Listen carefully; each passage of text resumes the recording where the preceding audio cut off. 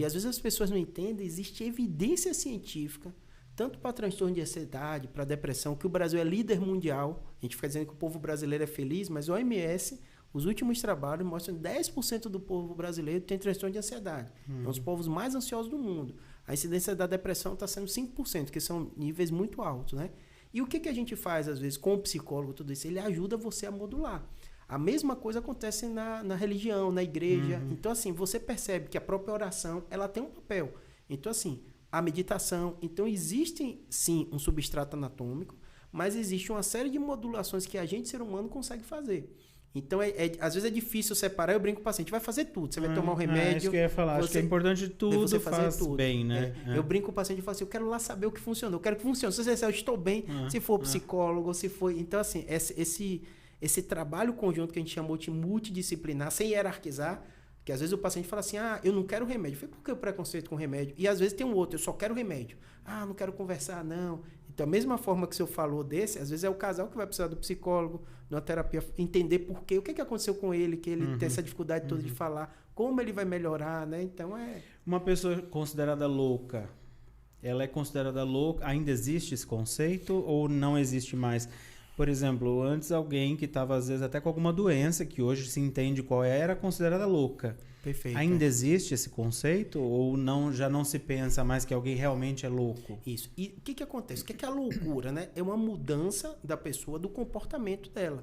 E que na média das pessoas, tudo em medicina é curioso, porque meio que tudo volta à matemática, né? Tem uma curva de normalidade. E tem comportamentos que eles são bizarros. Então, esses comportamentos bizarros, eles fogem à normalidade daquela sociedade.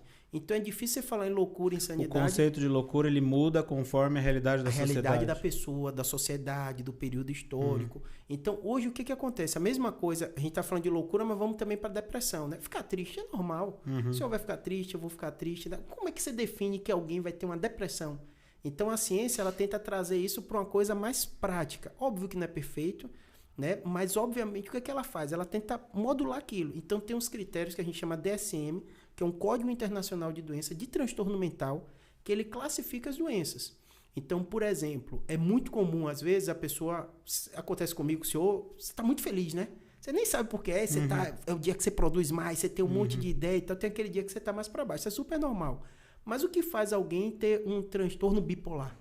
A pessoa passa aquele excesso, às vezes ela fica hipersexual, ela faz coisas que ela nunca faria na normalidade dela, né? Agressiva demais, de repente. Agressiva demais, né? A mesma coisa acontece com a questão da sua relação com os outros, né? Então, a pessoa esquizofrênica, a pessoa que tem doença, ela tem alucinações. O que é alucinação? A alucinação, ela vai ver uma coisa que ninguém está vendo.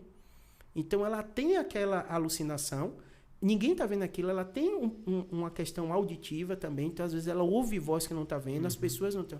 E qual o grande marco disso? Começa a ter prejuízo social. Então as pessoas que estão ao redor, no trabalho percebe, o familiar percebe. Então a medicina, o que é que ela faz? Ela organiza isso em códigos, o psiquiatra é o médico responsável por isso, porque ele vai analisar o comportamento daquela pessoa. Hoje em dia a gente tem medicações que modulam isso, então às vezes a pessoa tem aquele limite, né? De hipomania, que às vezes tem paciente que ele já conhece, fala assim, eu estou começando a entrar... Aí ele vai para o psiquiatra, ele vai. Então é uma coisa marcada na medicina. Se você me perguntar, Júlio, é perfeito?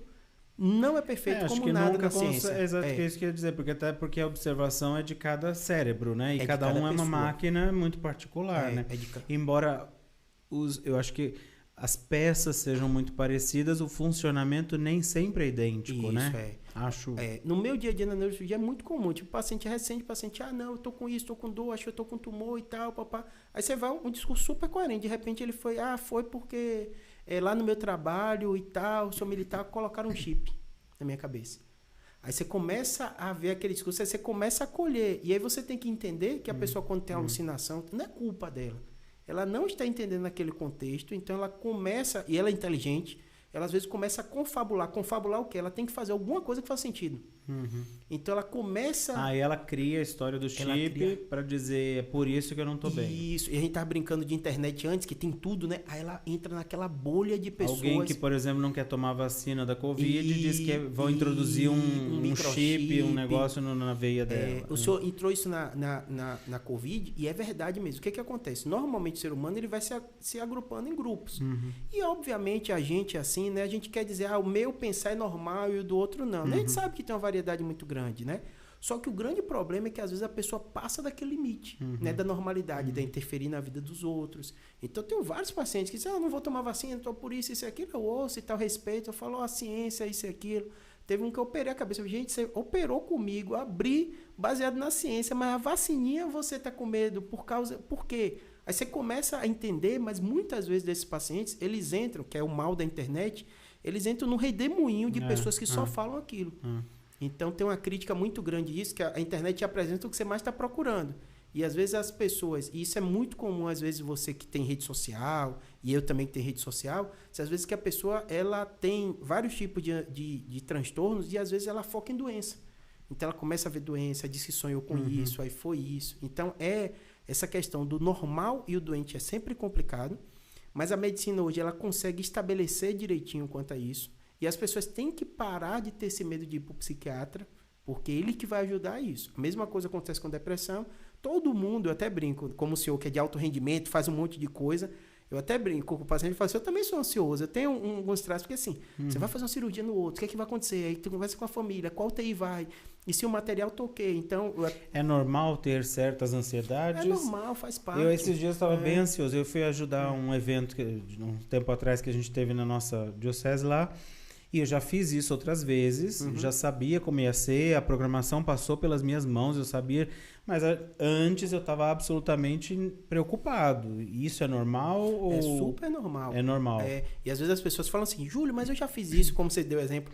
Várias vezes eu nunca tive isso, porque eu estou tendo agora, eu brinco, o carro está mais velho do que era o carro antigo. Pode ser. Então a gente vai mudando. E além disso, que é uma coisa muito importante, é a pessoa se conhecer.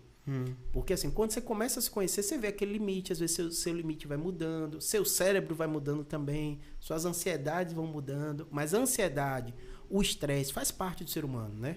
Só que aí você tem que ter aquele limite quando você está funcionando. E perceber também quando isso não, por exemplo, não vai a um extremo, como é que eu entendo que isso faz parte do normal, está num nível normal ou já fugiu do aceitável, né? Não sei se a palavra normal talvez não seja melhor. Quando é aceitável, já passa a ser inaceitável. Por exemplo, a ansiedade, aceitável e inaceitável. É o prejuízo funcional. A pessoa percebe. Ela percebe que ela não está bem, ela percebe